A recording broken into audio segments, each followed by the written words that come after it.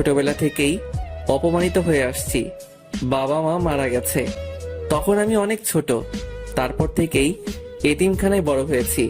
HSC পর্যন্ত সেখান থেকে পড়ালেখা করেছিলাম। কিন্তু যখন আমার বয়স 18 হলো, তারপর তারা আমাকে কিছু টাকা দিয়ে বলল যে এখন থেকে আমি আর এখানে থাকতে পারবো না। সেখান থেকে চলে আসার পর বুঝেছি জীবন সংগ্রামে বেঁচে থাকাটা কত কঠিন। কলেজে ভালো রেজাল্ট করেছি বিধায় এই কলেজে অনার্সে চান্স পেয়েছি। আমি পারভেজ, আর এই দুনিয়ায় আমি শুধু একা, কেউ নেই আমার। কলেজে গেট দিয়ে ঢুকে সামনে যাইতেছি, তখনই কেউ একজন ডাক দিল। সামনে যাওয়ার পর বলল, কলেজে নতুন নাকি? জি ভাইয়া, নতুন। নাম কি? পারভেজ। তোমাকে দেখে তো ভদ্র মনে হয়, কিন্তু তুমি এই বিয়াদবিটা কি করে করলা?